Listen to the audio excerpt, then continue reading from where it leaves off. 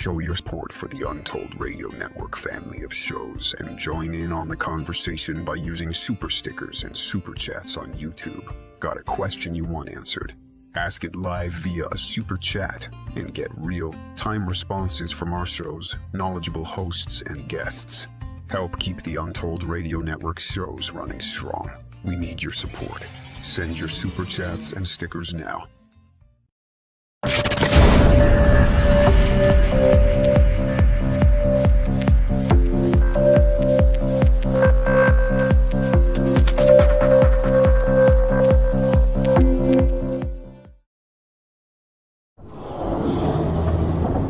A car chase in Florida may have provided the vital clue Pull over!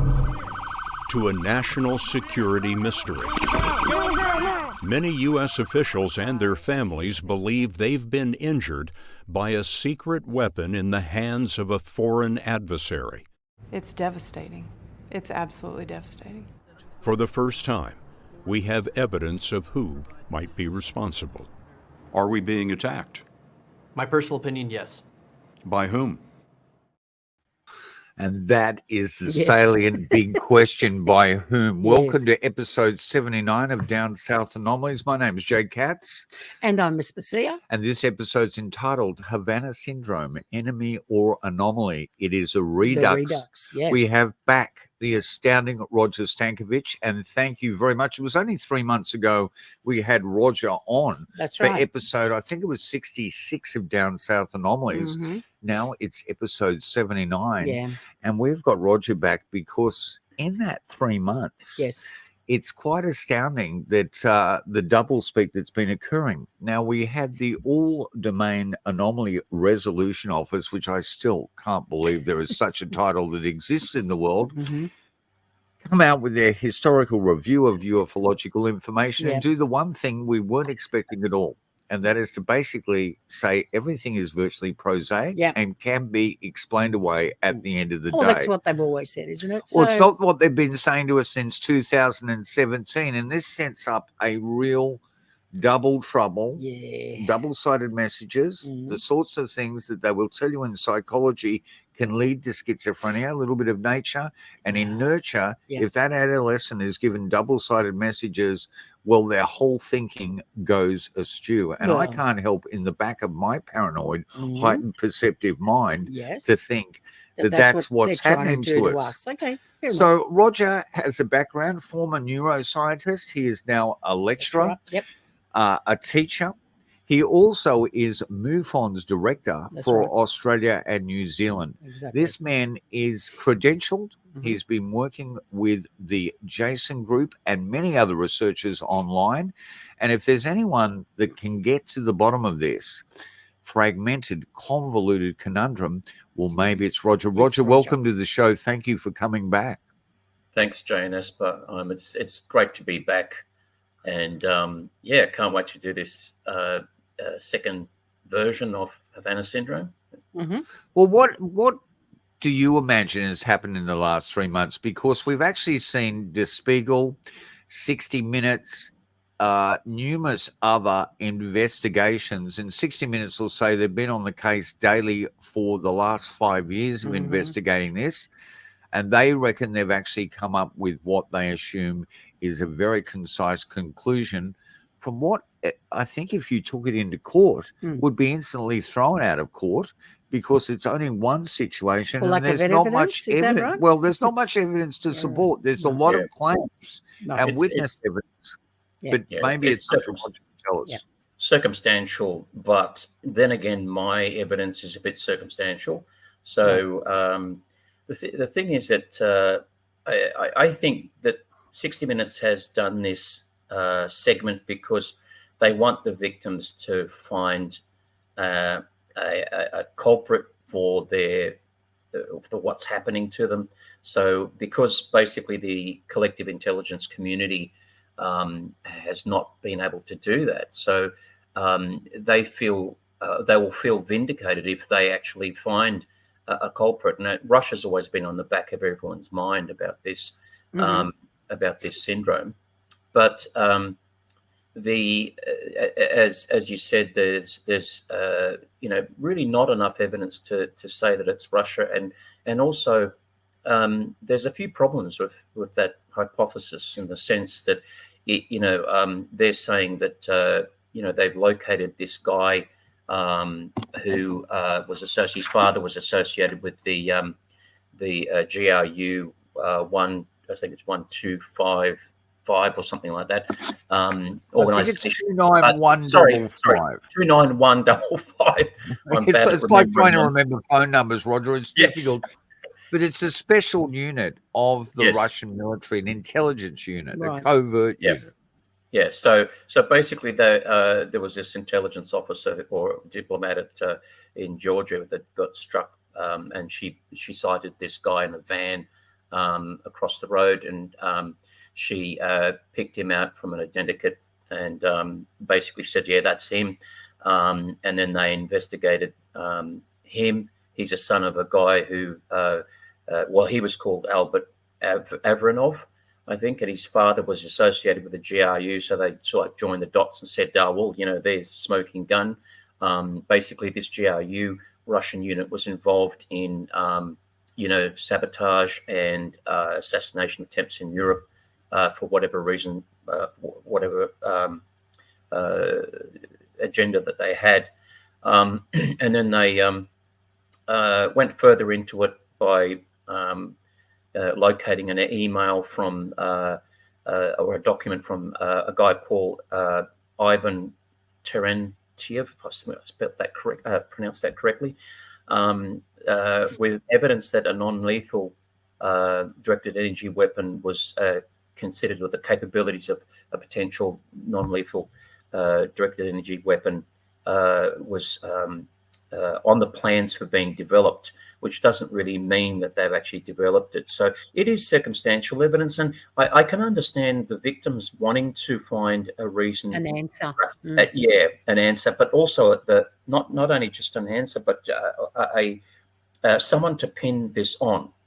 And I think they're barking up the wrong tree. I think that with the collective intelligence community of the United States, how would 60 Minutes be able to work this out, and pin it down on Russia, when the collective, intelligence community, we're talking about 7 agencies: CIA, NSA, FBI, NIC, there's 7 agencies altogether. Do you think 60 Minutes could outsmart that many agencies in the United States? I don't know if they'd have the same budget to begin with. I don't think, they wouldn't have the same resources. They wouldn't have the Yeah. same resources and whatever. So I think it's a shot in the dark for them. But then again, they're journalists, and they, I better not say too much, I might get into trouble there. But they want a story, and they they raised the ugly head of this this thing, and to my advantage, actually, because I was looking at this, and basically it's come back in the news, which is good for me, because I'll be doing a talk on it in Dallas in July. But I think we've got a long way to go. I think if you look at this and go back in history, this is similar to when it comes to journalism, the conundrum that our author of Breakfast at Tiffany's, Truman Capote, found himself in. Truman Capote, I should say, found himself with In Cold Blood. And that is, he couldn't finish that book till the 2 perpetrators of the crimes there in America were actually executed. And that went on for much longer than he assumed. And I think with all journalism, it's that thing of putting the dot at the end of the sentence and finally coming to a conclusion. Other things sort of sweep through my consciousness, Roger, where I wonder at times about the media manipulation from covert agencies in the States and working alongside of programs that could possibly, fall into the 60 Minutes criteria to actually get an idea out there to stop the noise around this incredible signal. Now, for people that are listening, it's best you come onto YouTube and watch us. But for those listening that may not be aware, and I'm sure you'd have to be hiding under a rock to not be aware of what Havana Syndrome is, I think initially I'll just let you explain to the listeners and the viewers what Havana Syndrome is and just what areas of the brain it's targeting, and the fact that we are now finding distinct neurological damage. This is not something like a disorder that you could brush aside that hasn't been medically verified. This one has distinctly been. So if you can just tell us about Havana Syndrome. Yes, it's a syndrome that's not medically, it's not in the medical textbooks to start off with, and it's associated with a distinct sound that the victims are hearing. And starting off with patient 0, which in December the 31st or the 30th, 2016, we had this a guy that was associated with the intelligence community in the United States in Cuba, who heard a strange sound when he came back from work, whatever he was doing, basically sitting on his bed, on his laptop and playing games and whatever. And he heard some dogs bark in the street, and he received this, apart from the sound, he felt quite nauseous after hearing this sound, and moved away from the area that he was in, and suddenly the sound would go and then come back. Basically, it involves hearing a sound, suffering the signs and symptoms later on of vertigo, which is like dizziness, ear pain, nausea. Sometimes people get nosebleeds. So basically, we don't know what's causing this sound. We don't know how it's deployed. But for that patient 0, this happened, and he was the first to report it. Since then, there's been several other, well, not several other, I'm talking about probably hundreds. I don't know about thousands. Some of those cases may be misdiagnosed, but they all involve US intelligence officers or diplomats, apart from the occasional military person that might be involved. So it's something or someone targeting the United States intelligence and diplomatic community to, I don't know, I guess the agenda would be to attack it where its most vital vulnerability is, in sense of national security. Because if you can't rely on your diplomats and your intelligence community, if they're disabled, well then your national security issues arise with that. So basically, initially. And I'm interrupting you here. Excuse me for that. I don't want to rant. This has occurred at embassies around the world, but it's also occurred at private residence of these officials, and it's even occurred here in Australia. It has. There were 2. I think there were diplomats that came to Australia in, I think, 2021, where we don't know the details of it because it hasn't been published. We don't know the names. We don't know where they were. We don't know what happened, but we know that the attacks did occur here on Australian soil. And so it happens around the West. First started in Cuba, then it spread to other areas of the world. It has actually happened in America, where we had, well, not we, but the Americans had a Republican employee who was actually attacked on the grounds of the White House. And that's really quite weird, because there's so much security in the White House, in terms of there being sensors on the fences. There's being infrared, radar on the roof of the White House. Basically, what's puzzling about this phenomenon is that it is a mystery. No one knows who's doing it or what's doing it. And or what it is. Yeah, that's the problem. You see, you're saying we've got all this security, but if you don't know what you're trying to keep out, then you maybe don't have the means to keep out whatever this thing is. But I think Roger also is leading to, and correct me if I'm wrong, if this is a Russian piece of technology, how is someone impinging on very secured space with something that could possibly look like a massive bazooka or ray gun. You know, even if it's not a bazooka or a ray gun or something that you need a truck to haul, basically, how do they penetrate the security of the White House and to get within striking distance? You know, an individual. It just seems impossible to us. It actually just seems impossible, and I think that the intelligence community is flummoxed by the whole thing. I don't think that they're lying, but they've got their hypotheses, which they're saying it's not a foreign adversary. So I'm wondering, why would the intelligence community in the States, why would the United States government not state that, you know, if they had the evidence that it was Russia, why would they be keeping that back? I know that that could be a declaration of war, and that could be really messy. That could be really messy. But they've asked Putin. Putin's denied it all the time. Basically, they found no evidence, so they can't really pin it on them. I mean, it's just and how did if it is Russia, how do they evade all the all the defenses of the United States security? I can't imagine how they could do that. And not to mention the fact that, how did they develop this weapon?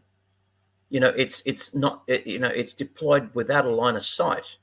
So you're not, there's people can be in their own, apartments, in an embassy or building or wherever, but there's no one around, and basically there's no line of sight, and yet it's targeted to a specific area through the otolithic organs, and then it somehow it's a medical mystery as well, because we don't know. We know the otolithic organs are affected, which are little stones in your ear which help you with balance, but we don't know how that energy is transmitted from the otolithic organs to cause brain damage. So there's multiple mysteries. It's not just one.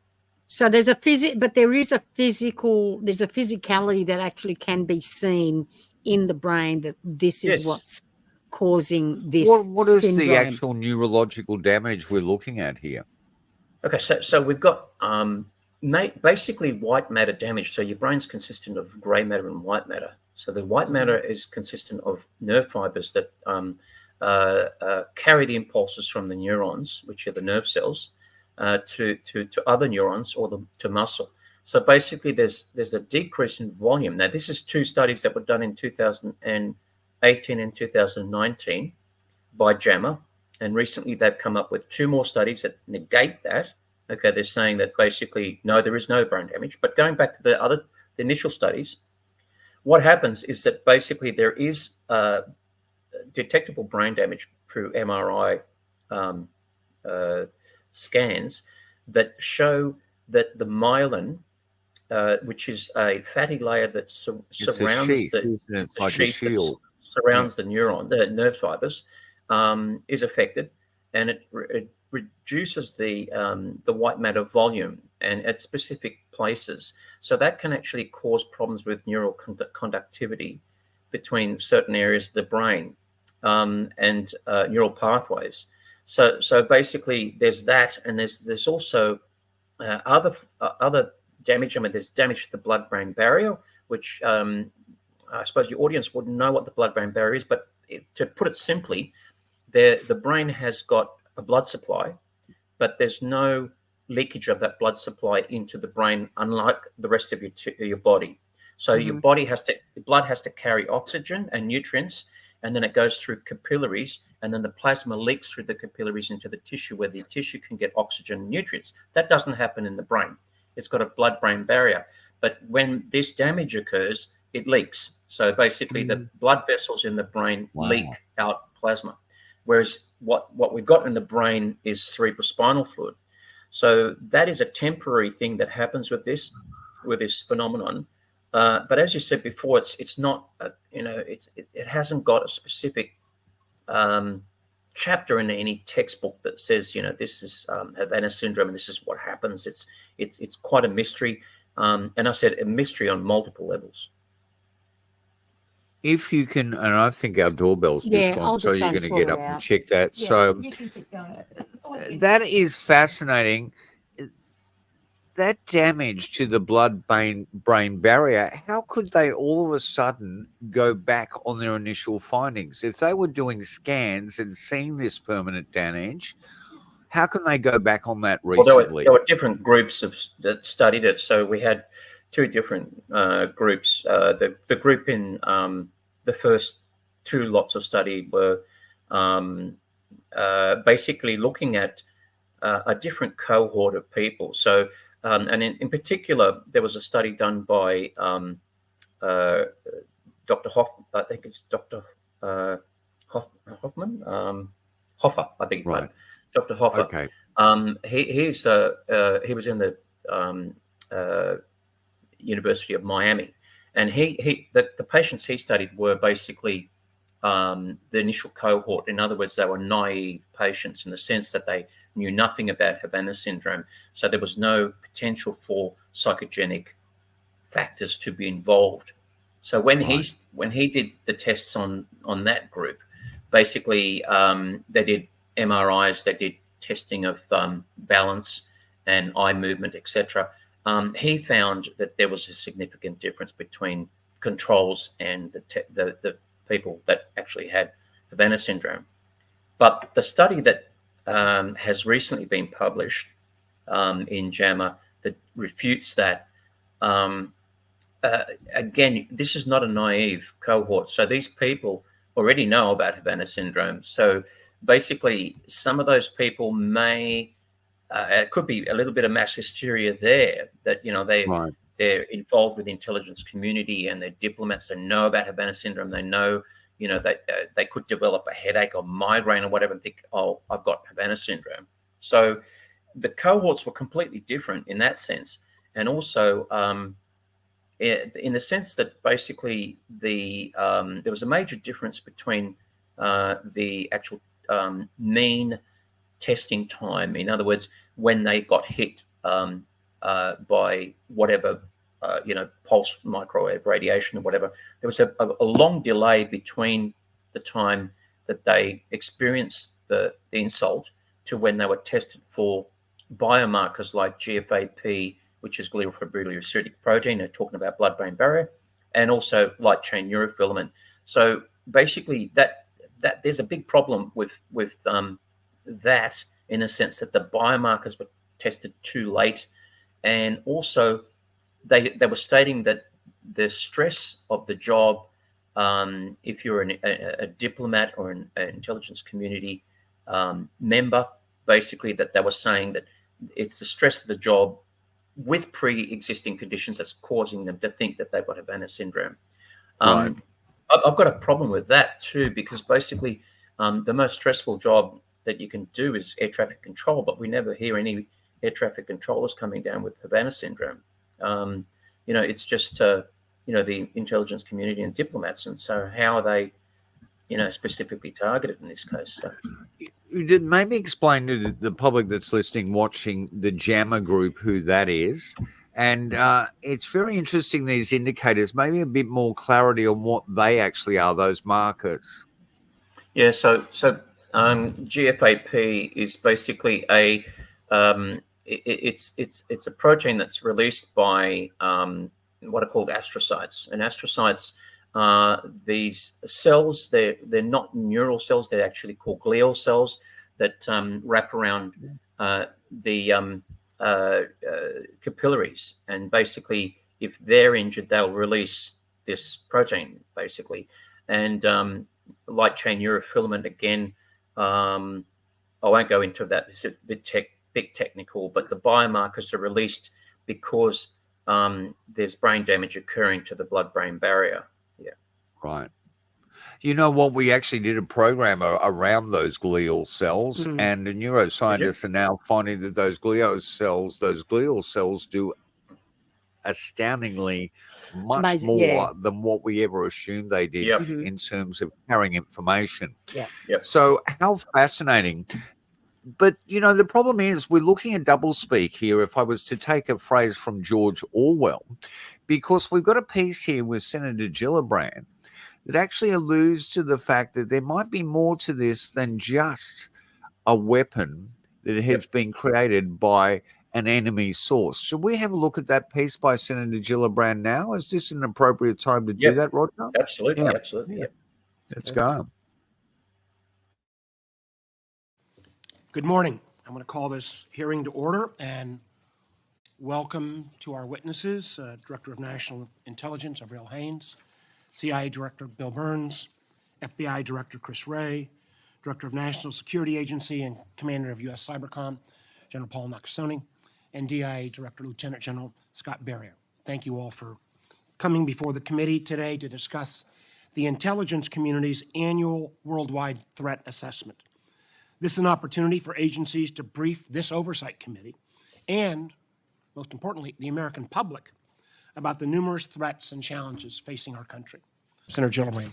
Thank you, Mr. Chairman. Director Haynes, in last year's Intelligence Authorization Act, Senators Rubio, Warner, Heinrich, Burr, Blunt, and I created the ARROW, the All-Domain Anomaly Resolution Office, to break down the stovepipes between the intelligence community and the military regarding unidentified aerial, marine, and other phenomenon, which could pose a risk to the safety of our service members, as well as collection risks against sensitive facilities and overseas military bases.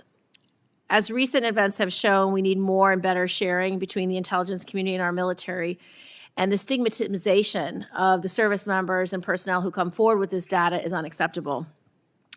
Do I have a commitment from you and each of our witnesses that you will work to reduce stigma, share intelligence between agencies, and as you're able with the public to ensure that we understand what's happening in our skies and seas? Yes, Senator, absolutely. And I agree with you that this is an issue, and it's something that we've been trying to work through, both by sending the message from leadership that this is important, but also creating mechanisms that allow for people to do this more easily and with less sort of stigma associated with it. And is the ARROW office fully funded in your budget? Yes, I believe it is. Can you make sure, because it was left off last year from both the DoD and Intel's budgets? So, right. So it's in DoD, but I think our support is funded in the National Intelligence Program, and we'll check to make sure. So everybody else can answer the question. I believe it is funded. Thank you. Yes. I support, Senator. Thank you. Yes. A related, somewhat question is the issue of IC's agency's assessment with varying levels of confidence that most reported incidents can be explained by medical conditions, environmental or technical factors, and that it's unlikely that a foreign actor, including Russia, is conducting a sustained worldwide campaign involving hundreds of incidents without detection with regard to the anomalous health incidents. And that report was received in a very negative way by personnel who have been affected by their families, because it essentially says there's no external cause, which I think is really problematic. I'm very grateful that the intelligence community has been determined to make sure that healthcare is being met and the healthcare needs, and that each of these service members and personnel are treated appropriately and humanely from that perspective. But I find it unacceptable that we are not continuing diligent analysis of possible causes. I do appreciate that the Department of Defense continues to do research in that regard, and I'd like General Berrier to give us an update on how you're looking at this issue and how you are continuing to assess possible causes, as well as possible delivery mechanisms. And I'd like to include delivery mechanisms from above. So whether it can be delivered by a drone or a spy balloon through a collection device or collection technology, I'd like an update, please. Thank you. Senator Gillibrand, DI participated in the intelligence community assessment. We had a multidisciplinary team of very senior analysts, counterintelligence professionals, and technical people look at the issue. I do concur with the assessment, but I also think our work is not done there. DIA continues to focus on, number one, the care of our officers who have been affected. We are doing some work on the analytical side, and we're doing work on the S&T side to determine causation, and we'll continue that work, and I've made that commitment to my workforce. And then I'd like a supplemental answer in closed session as well. Yes, ma'am. Thank you. And I'd love the fact if we could step into closed session with her as well, Roger. But I tell you what, that is really an incredible statement there when she speaks about from above. Yeah. Yep. Well, you notice that she said anomalous health incidents, which is Havana Syndrome, just in case your audience didn't know. Yeah. But it's interesting that she's combined the two things together, because this is an annual worldwide threat assessment oversight committee that they're holding, right? And she's talking about UAPs, and all of a sudden she had a bit of a pregnant pause, a nervous cough, and she says a somewhat related, or she said a related somewhat matter. And so she combines. It's very interesting that she combines Havana Syndrome in almost the same sentence as she does with UAP, the Arrow UAP study. And notice it wasn't funded by the Department of Defense. They didn't include it in their budget, so there's some resistance there. That's a bit of an old video. That's 2023. But it's only in August of last year, so it's only August been of last year. Yeah, it's not so that 5, old. 6, 7 months. Yeah.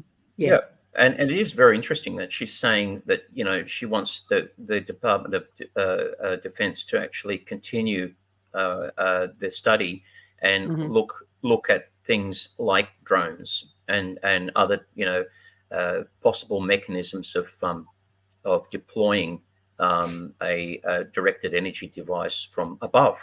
So that's really interesting. And if you have been listening to the news recently, Ross Coulthard's been on News Nation, where he's interviewed a guy who actually said that he'd videoed several unknown, well, they call them drones, and they have discussed this in Congress, but they're calling them drones, but they're actually UAPs that are swarming certain Air Force bases like Langley Air Force Base.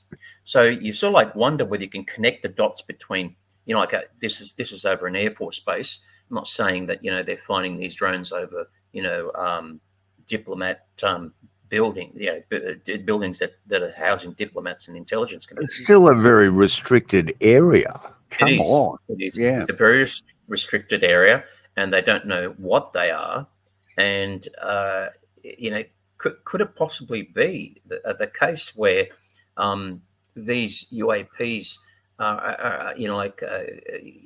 could you draw a line between connecting these UAPs and possible events of Havana Syndrome? I don't know. I mean, it's a bit of a long bow to draw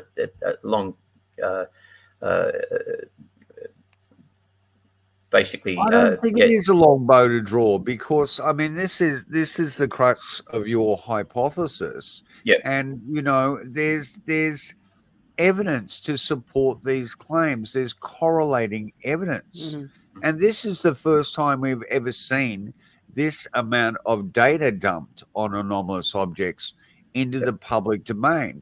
And if people step back to the beginning of the recorded history in the mid-20th century, 1947, and people started to write about this phenomena, we are well aware that a multiplicity of witnesses all stated early in the piece, and still do today, that there are moments in their lives when they were confronted by people that looked like they might have been military personnel telling them to not relate their stories. So there has been an incredible history on the timeline of a suppression of this data that appears to have a covert element. Yeah, I agree. And the basis of your hypothesis, maybe it's a good idea if we hear that, or would you like to go into something else? Well, if you bring that timeline, the timeline, that I gave you.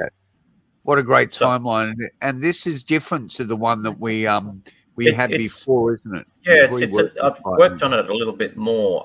The problem with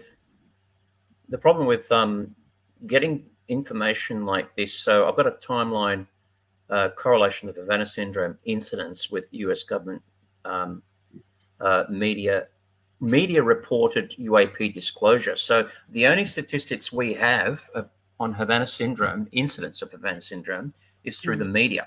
And the media are getting this information from DOD, but under the premise that they don't get identified. So the people that are giving this information to the media don't want to be identified. And it's very sketchy at the moment, because we don't know really how many people are affected. and we don't know. We know that patient 0 was affected in very late 2016, early 2017. Okay, and don't forget that basically there was some developments happening with Chris Mellon and Luis Elizondo with the naval videos of the UAPs being disclosed to the public at about that time. May 2017, we got 35 diplomats, according to the media, and basically we've got leaking of the Pentagon videos occurring about that time, May 2017. Actually, it was later than that, but again, we've got developments happening where something's going on in the background where these videos have been out on YouTube, but they were pulled off YouTube very quickly, and then came back on YouTube once they were leaked. December 2017, you had the New York Times publication involving the Leslie Keane and Ralph Blumenthal and the other lady, forgot her name now. Grush and all that. It wasn't Grush. This was prior to Grush. This is prior to Grush. This is prior to Grush.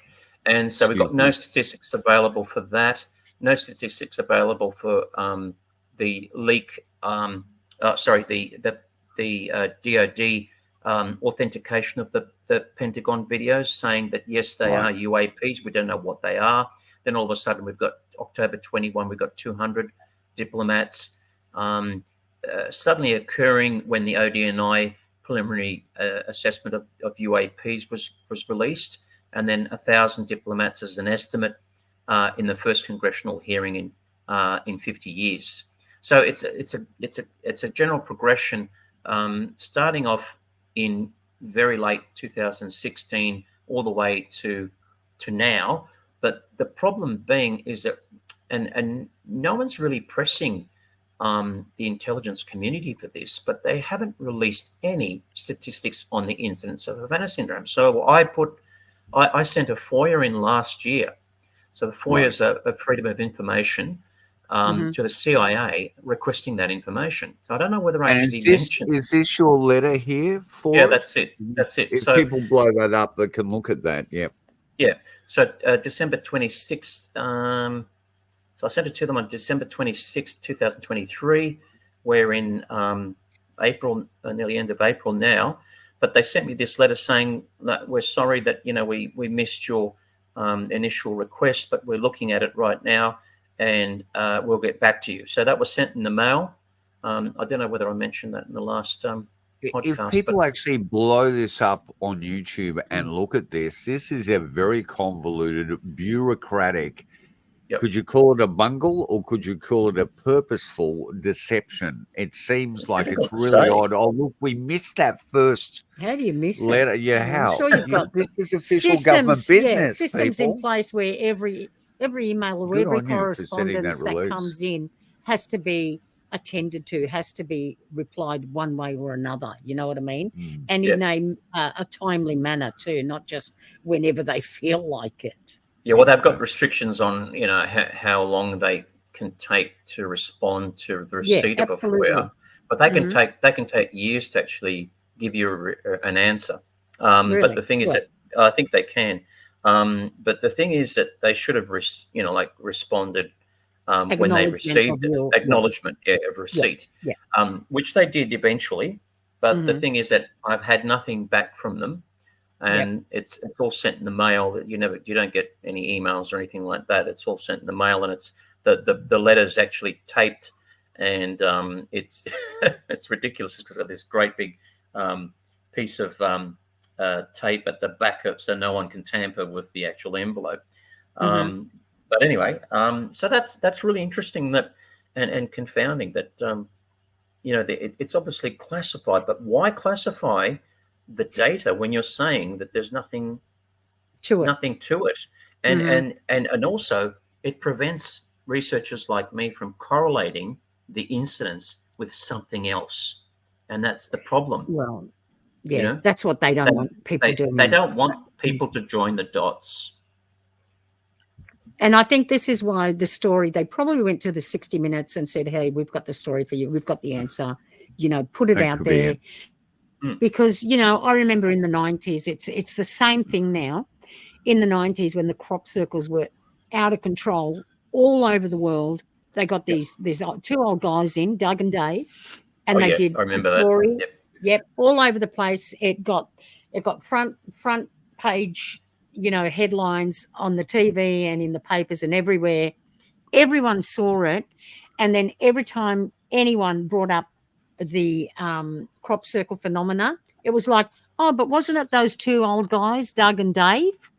And that shut all conversation or it's still working today. Yeah. Even today, it's still going. Those two guys did every crop circle. Now I could be wrong in the world. here, but I can remember the news stories of them when they actually made a quote publicly, and you never see this in a news story.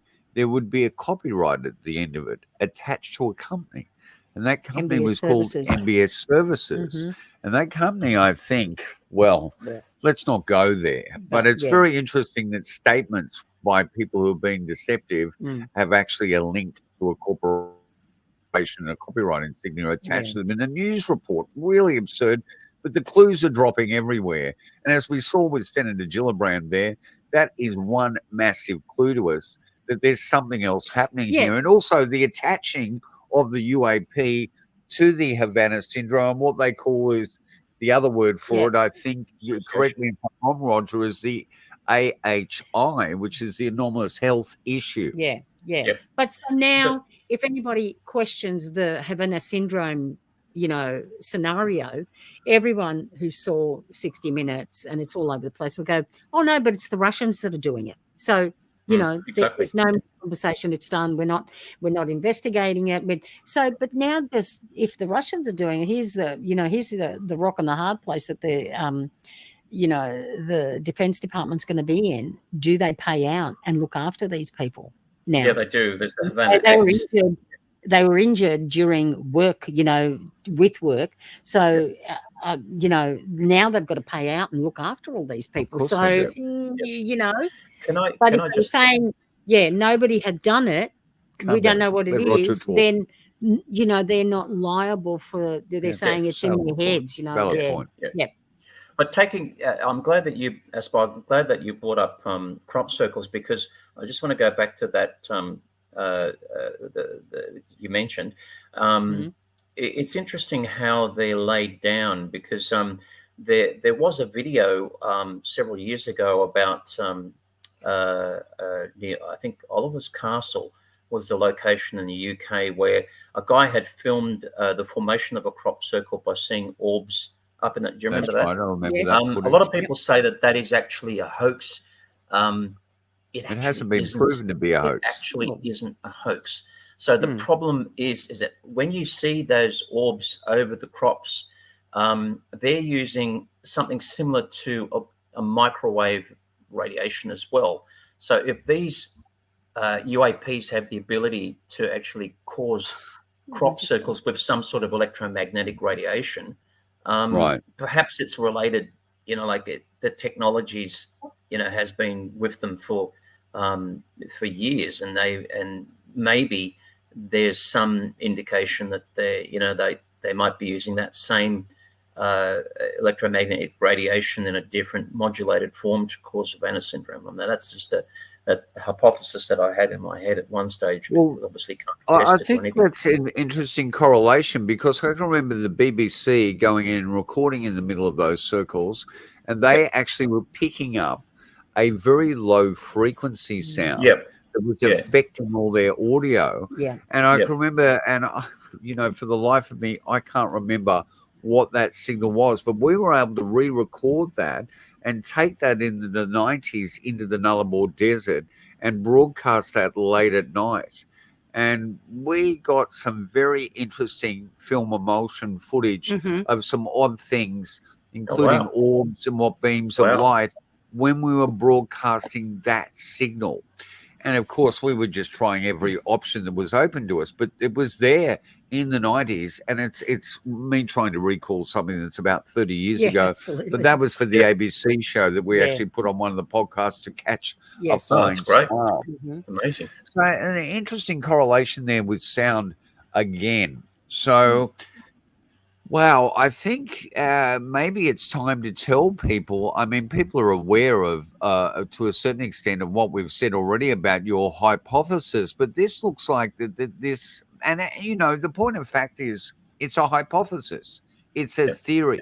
You're not setting this in stone, but you have correlative evidence to this, and we have a history in ufology that maybe errs on the side that this sort of suppression could be occurring through something that was an anomalous source. Now, you've been working with the Jason group, is that right?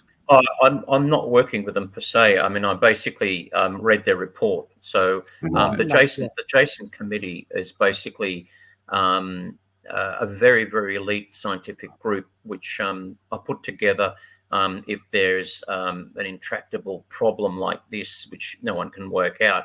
And they really haven't worked it out either. So it's baffled the Jason committee group as well. The only have you submitted your hypothesis to them? No. Have you? No, I'm sure that they would have. I'm sure it would have come across their. You know, like they would have thought of this as well. The thing is that they're no longer dealing with it, and basically they were dealing with it when they got contracted to do it. And they've moved on, but basically the DoD is looking at it again. I'm sure that something's going on in the background where they're still trying to work out what the source is, as was mentioned. But so the hypothesis is basically that you saw my timeline. It's basically that this non-human intelligence, if it's behind it, in the form of UAPs, is basically saying we don't want disclosure to happen, because as soon as you put out videos of UAPs that are acknowledged by the government, by the Pentagon, why they don't like it, I don't know. Why they are pushing against that, but it's a warning from non-human intelligence saying to the US government that basically if you do this, we will knock out your intelligence community. So stop doing it. Don't have congressional meetings, don't have whistleblowers, don't have this, don't have that. We don't know what's happening with Havana Syndrome at the moment, whether that's going up or down, because it's all classified. We don't know any information. This is what I'm trying to find. I'm trying to find what is happening with the statistics. Can I correlate it to that?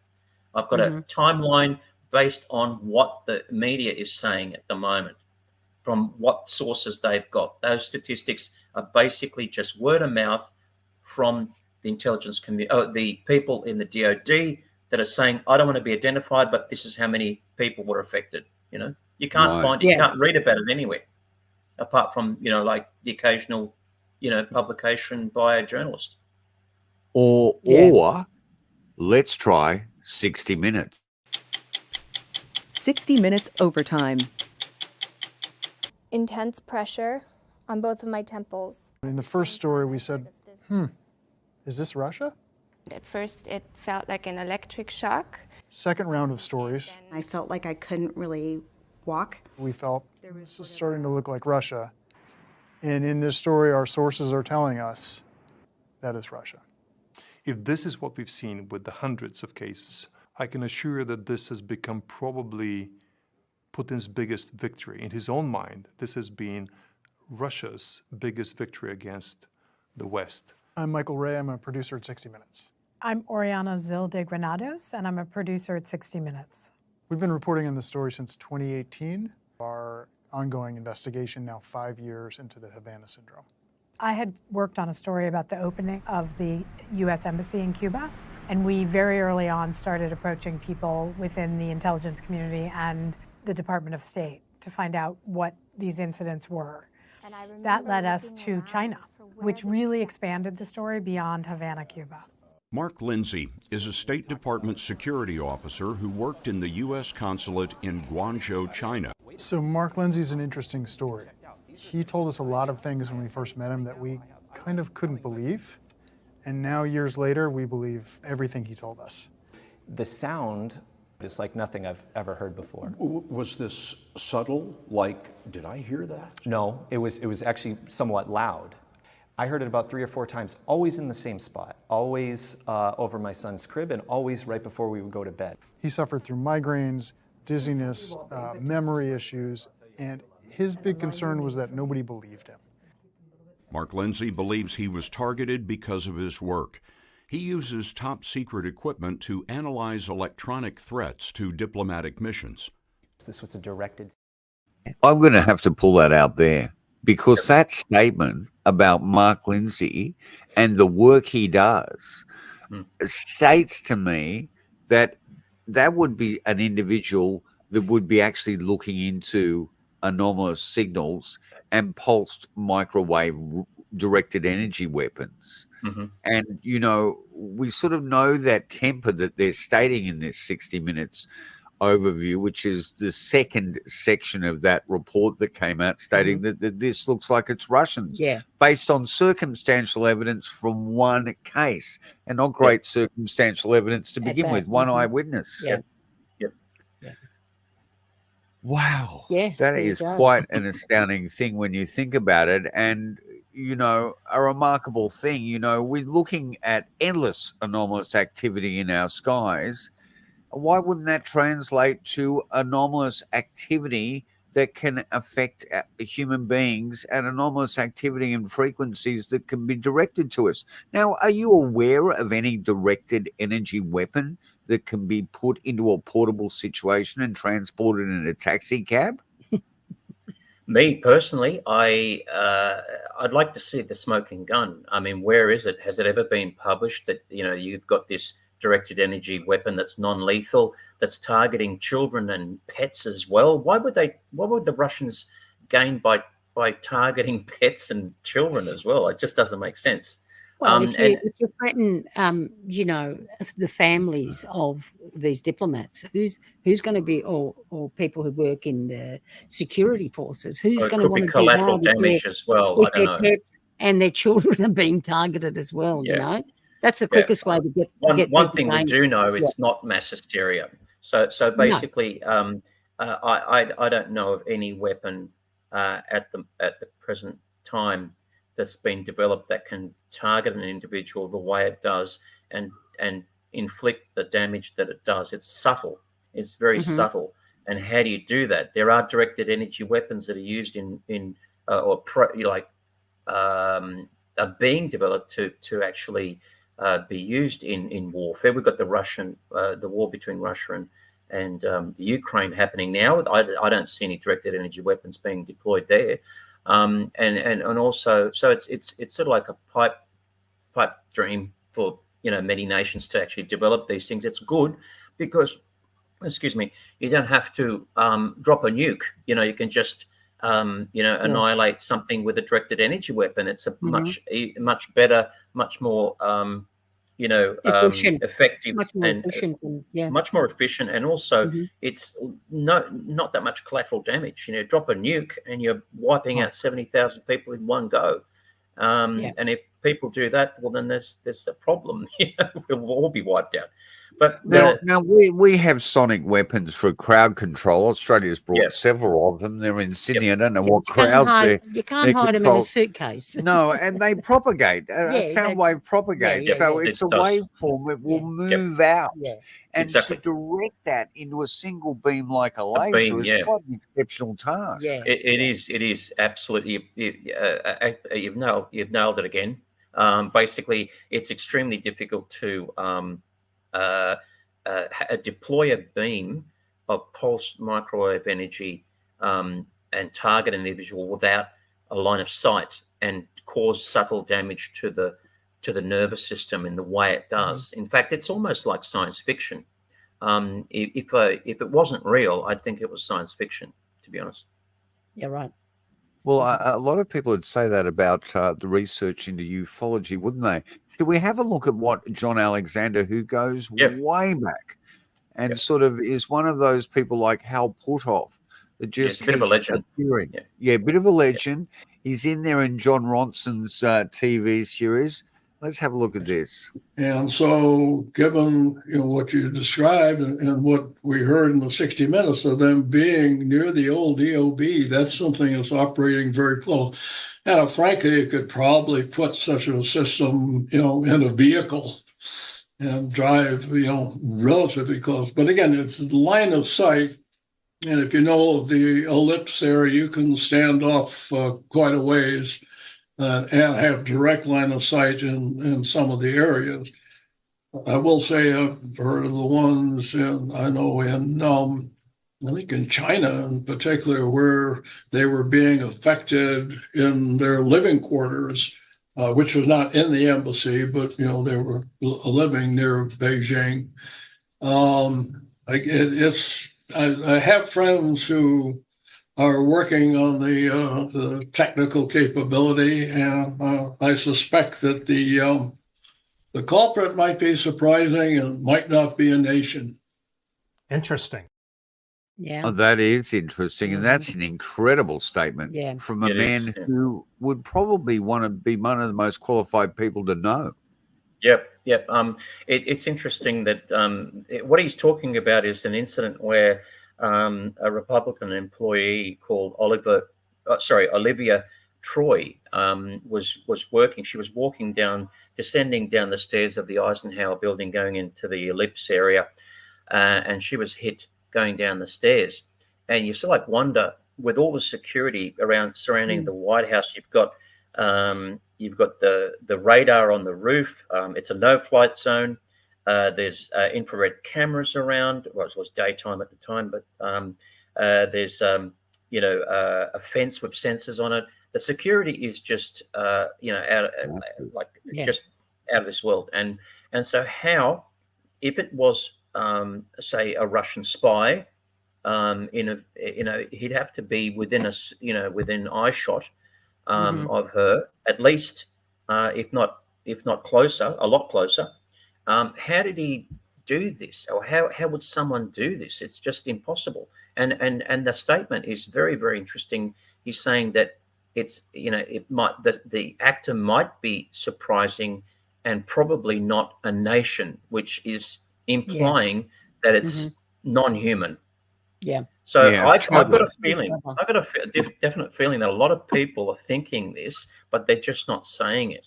And he would probably get into trouble if he did mention it on a podcast, unlike me, because I'm a small fish where he's a big fish. Yeah.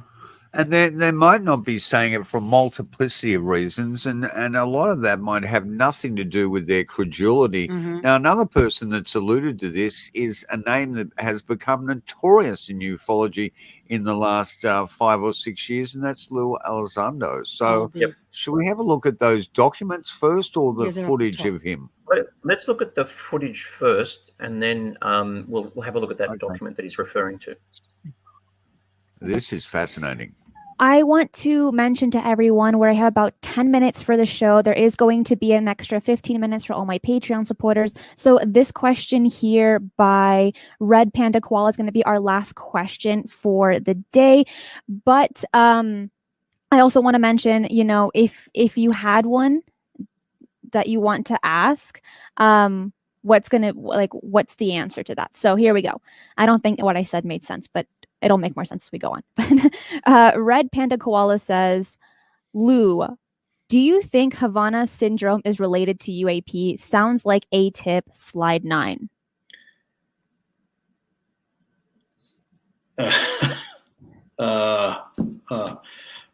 First of all, a profoundly relevant question. One that I'm not prepared to answer right now. I'm thinking in my mind right now the number of individuals that would be breathing down my neck if I could go into that. There's some very interesting peculiarities. I am not qualified to discuss the nuances of Havana Syndrome. I think we are still trying to figure that out.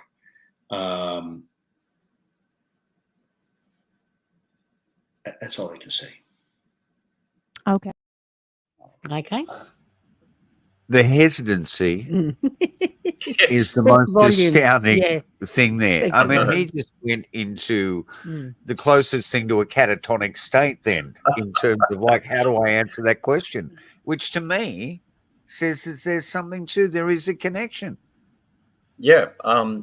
You notice the pregnant pause, and Yeah. he said it's a profoundly. He laughed, a nervous laughter, but you're thinking, Mhm. "Oh, is he mocking this question?" But no, No. he says it's a profoundly relevant question. So I think that he knows things where he can't really disclose anything, or he'll get into trouble. Yeah, he said I'll so- have people breathing down my neck. You know, Exactly. that's like saying I can't And discuss it. that was a direct question associating UAPs with Havana Syndrome, and it's the Yeah, first time I've absolutely. seen that. Mhm. You know, that Mhm. actually being posed to someone of his caliber. Yeah, It's quite remarkable that that question has not been heard more frequently. Yep. And again, that speaks volumes to itself. Now, what was the piece about Lou here? Was What, it the that? audio or Was it the just the okay. statement? Was this? What's this one? Oh, this is Chris Sharp. So Chris Sharp is a journalist for the Liberation Times, and I happened to stumble across this article that he wrote where he's saying sources speaking to Liberation Time, we don't know whose sources they are, could be Intel, have expressed concerns over the similarities between government's investigation into UAPs and Havana Syndrome. So this is what I've expressed for quite some time, and when I saw it in print, I thought, "Oh, finally, someone else has twigged onto Making that this." correlation, yes. Yeah, Mm. and the Fascinating. correlation he's not stating exactly what the correlation is, but Yeah. there are remarkable similarities between what the government's doing with UAPs and what they.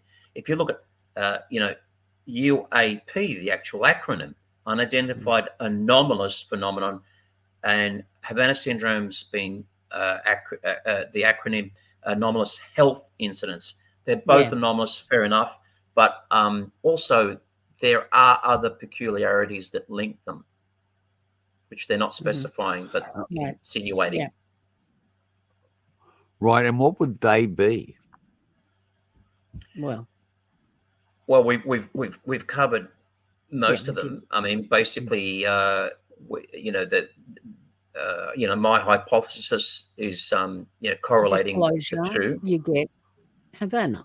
Yes, that's actually Disclosure equals Havana. Yeah, isn't Disclosure that equals fascinating? Havana, exactly. It's Thank in you, a Asma, for saving me. pretty much. The reason why I made that statement Yeah. is I just need that clarity back in my Yeah. head again, Yeah. because it gets so confusing. Yeah, it does. When, it does. But we've got so much material alluding to the possibility here.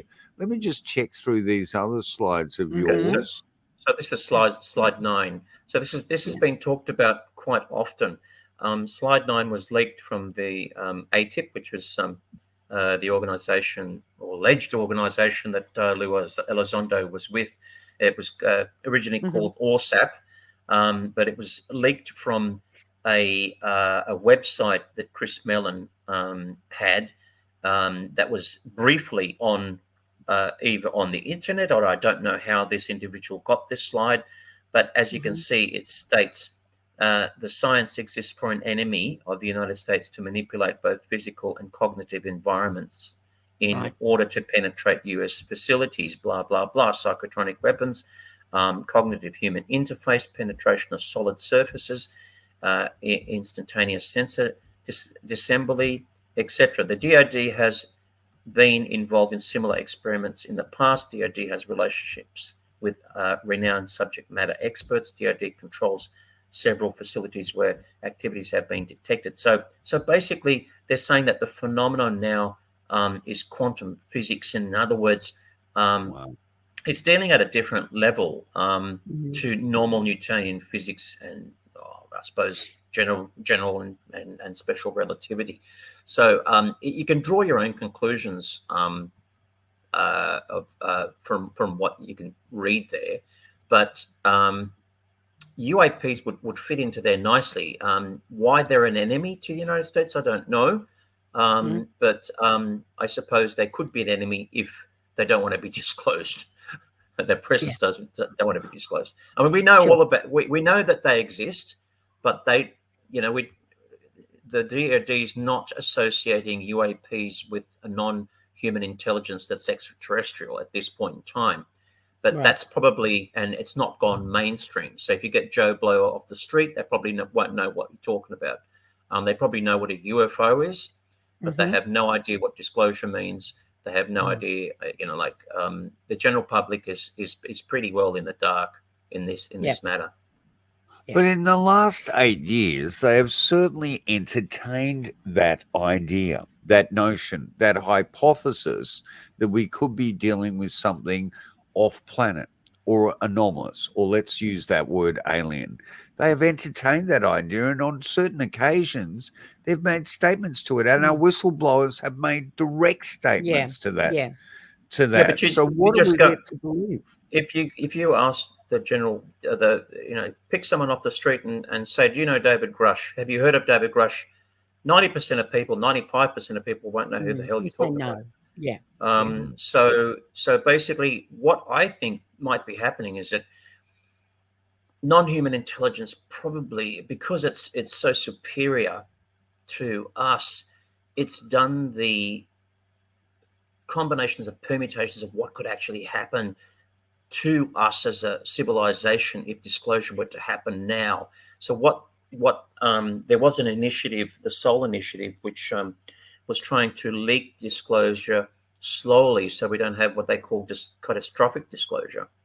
Catastrophic disclosure is where it leaks out and all of a sudden, where we have to deal with the presence of an unknown intelligence that we have no control over, which could cause panic, mass hysteria, stock markets dropping, crashing, religious denominations questioning whether we have a God or not.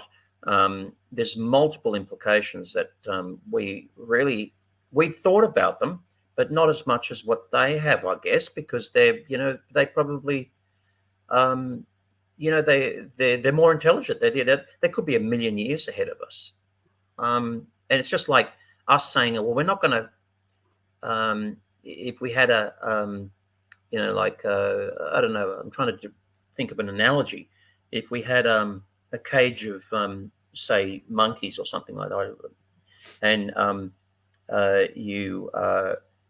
they don't know what you're going to do to them, but if you say, for example, I'm going off a tangent here, scrap that. I'm just trying to think of an analogy where if you did something to an animal that was like an anthill, right?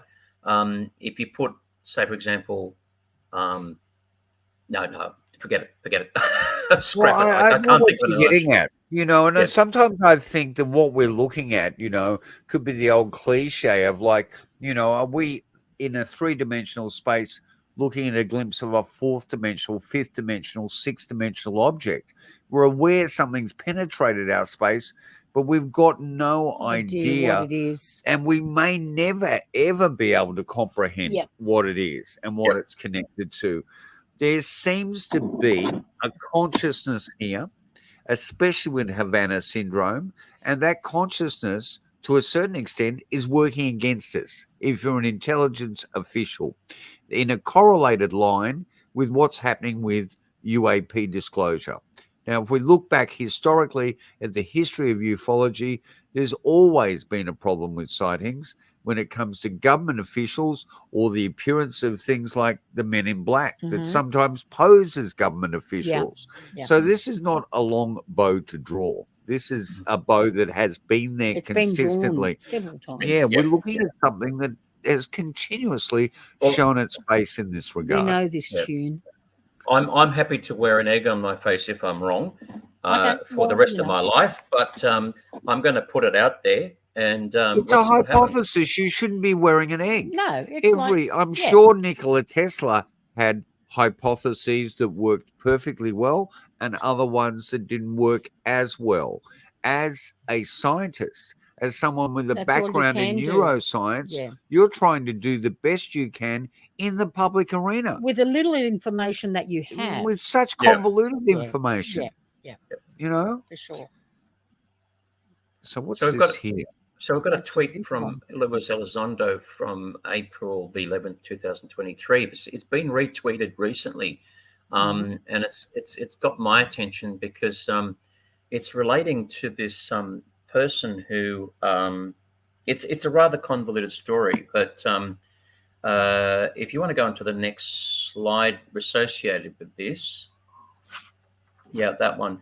So we've got a company, a publisher, Simon Schussler imprint, who was vying for a guy who had experienced. His name's Scott Andrews, who had experienced some very weird things in his life, where he was taken out of school, and he was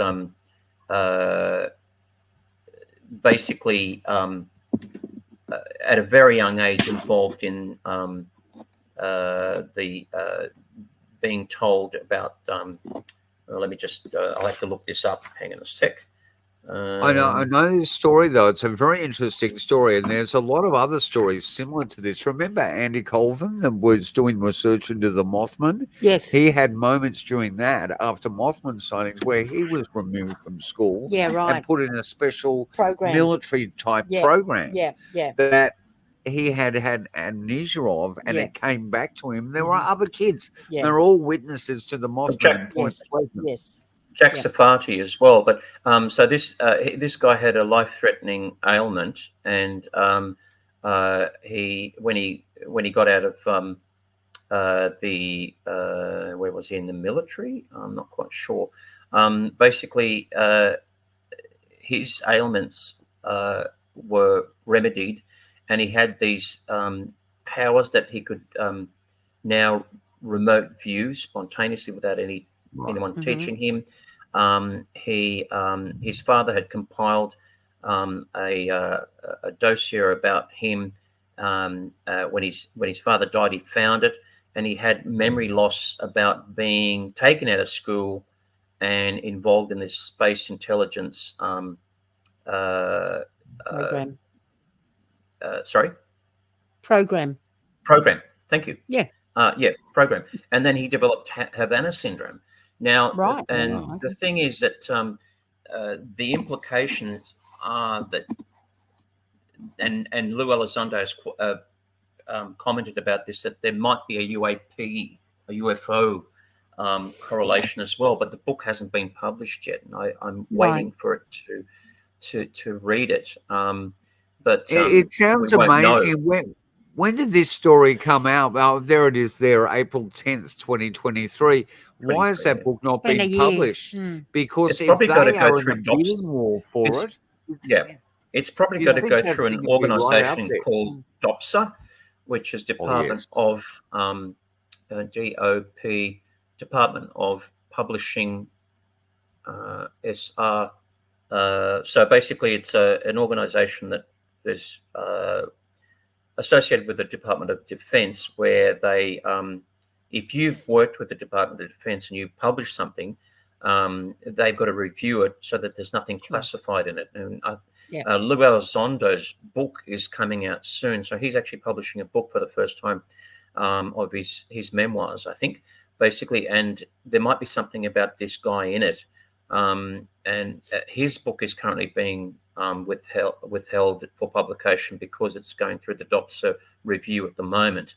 And Grush went through that review as well. All his public statements went through that. And I think, they're not as brutal as some of the reductive culture that comes out of Euphoria releases, but it's interesting.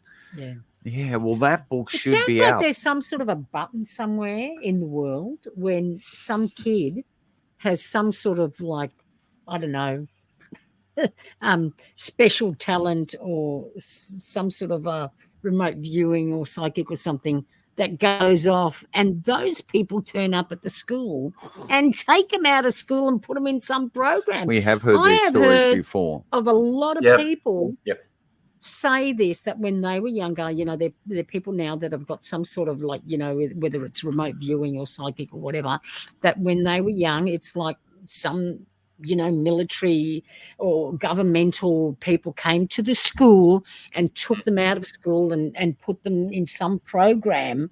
You know what I mean? And it's like, Yeah, I what think are it's the real. buzzwords? What are the push button words that and where is it? It must be into every single school. How do all they over the identify them? world. How do they It's identify them? weird. That's what. Well, that's what I mean. There must be some Again, this is trigger what worried somewhere. me with Arrow and the UAP task force and NASA was the fact that, look, it's free now. We're open to this. We're trying to avoid, and we heard it from our senator there, we're trying to avoid the culture of not being able to report these. We want to take away the shame and the ridicule attached to us. Send us your reports. And then we find out later that those reports that were sent in are now classified. Yeah. So is this a lure? Yeah, yeah. Is this a lure It's information gathering. like Mark Lane rushed to judgment, and now people are questioning who Mark Lane was because we find out years later this great person that was investigating all the conflicting evidence to the Kennedy assassination was also there in Guyana with Jim Jones when our senator was murdered there, which makes him highly suspect and maybe a plant and maybe a way. And look, I'm just saying this is allegedly, maybe a way to get information that has fallen into the public domain into the light of the intelligence services so then they can shut it down again. Yeah, absolutely. It's just a hypothesis. It's all about the shutdown, isn't I it? think I'm going to end up in that same camp you are, I Roger, doubt it very if all the much. hell hits the fan. I think it's extremely courageous of yourself, and I think it makes incredible sense. And I think you're in a very difficult situation. But I think when you go to the US to deliver this paper, it will be an extraordinary moment. And I think there'll be an awakening there. And I'm sure, as we can see through senators and people that have been right in the heart of this disorder, like Lou Alexander. Alexander. Thank you for pronouncing it correctly. I have moments. That's why I've got my wife here, Roger. It's the download fixer. But we're seeing that those people are literally making the statement that you're putting together in your hypothesis. They might be not making it as concretely as you are, but they're alluding to it. Yes. They're alluding to it, yeah. I just hope there's no sabotage of my plane on the way there. No, you'll be fine. You'll be fine. And if there is, let's do a podcast from. Well, at least it's been recorded in this podcast now. Yeah. It was his last podcast. Don't say that. Believe me, it's happened before. It's happened before. You know, let's not go there. Yeah. Anyway. No. Yeah. Okay. Well, look, you know, your trip's coming up in June or July. It's coming up in July, but I've got another trip where I'm in May. I'm only 4 weeks. We're only 4 weeks away from going on a road trip with friends, and basically we're going to go to the alleged crash sites. So the UFO crash sites. We're going to the Aztec crash site, allegedly. Oh wow! And we're also going to the Kingman, San Augustine. You're doing Lonnie Zamora there. Yeah. Sorry. You're doing Lonnie Zamora, aren't you? And I think we're doing Lonnie Zamora. Yes, Sakaro. Yeah, absolutely. Because Roger is finally getting the light he deserves for the incredible years of time that he has put in at his own finance. Yeah. You know, that he deserves. Well, you'll have to come back and tell us about your road trip. That'd be great. Yeah, I'll have lots of pictures and video. MP4 and JPEGs. Yep, I've got you. MP4s and JPEGs. And no worries. Yeah. Is there anything you'd like to say in closing? And, you know, yet again, the wife and I are incredibly indebted to you. We believe you're one of the few true gentlemen of ufology. And we are just totally in awe of you actually being a guest on our program. We really appreciate it. It really is. It's a pleasure. I love talking about this stuff, and you guys are, bring out the best in me if I you can say that. Basically, Yes. yes, and Yes. yeah. So basically, thank you so much. And if I can return the compliment, you guys are the best podcasters that I've come across. So easy, done many, eh? so You relaxed. need to I feel watch so a few relaxed more tonight. podcasts. I really appreciate that. Is there anything you'd like to say in closing to people out there investigating this subject, curious about this subject matter, just to keep your mind open, or what would you like to? Yeah, keep your mind open. I suppose that if you're not an experiencer, it's difficult to keep your mind open. I'm an experiencer. I had a UFO sighting, and that's what piqued my interest and made me,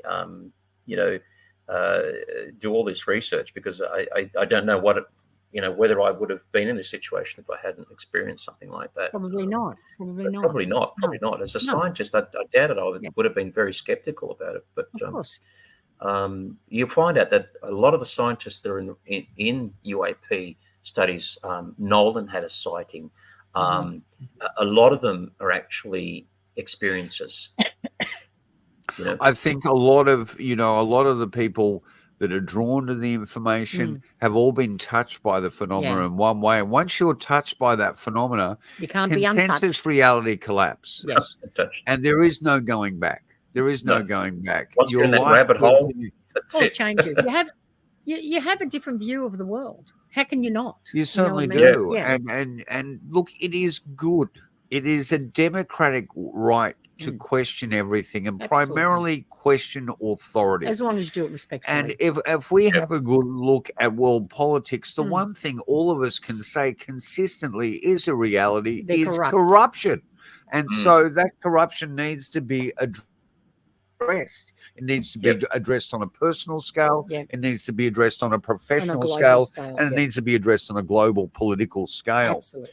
And there's few researchers out there with the qualifications and the patience, calmness, and perseverability that you have for the research you do. And we respect that dearly. So, no, it's not a word. It's a word now. Yeah, anyway. It's in the Jamie Don't you dictionary. ever worry about mispronunciation. I was Perseverability. on the... That's okay. He can coin a word if he likes. I love it. I was on SBS, and my God, Yeah. would I have problems with pronunciation there? Jamie has a friend. He's had a friend since, I think the 80s. Thanks for And this, Asper. but he writes down Jamie's, not mispronunciations, but the Mispronunciations. the Be creation honest of about it. new words. So, Oh, okay. the Urban Dictionary creates new words, puts new words in the dictionary. Exactly. Every year, new words are Exactly. created. Well, I So- tell you what, they've never been in touch with me. No, they So- haven't. But Well, you have I- your own. And his friend has always written down, especially the ones he loves, these new word creations that Jamie does. It's called the Jamie Dictionary. It's Well, a thing. It's a I thing. can see that coming into the Webster's Dictionary in about 1,000 years' time. Yeah, absolutely. In a parallel universe, in terms of In a quantum parallel, yeah. entanglement, Yeah. Yeah, for sure. Anyway, look, All we right. wish you all the best in the States, Thank and we hope it's highly successful. And It will I'm be. sure that hypothesis is as valuable, if not more valuable, than all the other notions out there. It's coming from a very sincere place with a grounded history and great research and incredible qualifications. So, Roger, we support you entirely. If you find you're in trouble, give us a ring. This no worries. lady is incredible security. Yeah. So, Right. Don't, All right, don't forget kids. what I'm saying is that you can't exclude that hypothesis. I'm not saying that No, it you is. can't. That's You it. can't. You can't You just exclude got to throw them all in there and see what floats. Yeah. Yep. And that hypothesis is as valid as any other. Absolutely. And you know what? Yeah. I think at the end of the day, Roger may be onto something incredibly important here. And that's all it's about. You've been on Down South Anomalies. Roger Stankovic, the MUFON director That's right. for Australia and New Zealand. Yep. Former neuroscientist, teacher and lecturer, great musician, an all-round great guy. Yep. And our discussion was Havana Syndrome, enemy or anomaly. It was the Redux on that. That's And right. Roger, we wish you the safest journey to America, and we Thank you, hope you guys. knock their socks off. Take good care. Thank you, All guys. right. See you. Thank you. And we'll be back next Bye-bye. week with Of course we will. Okay. Bye.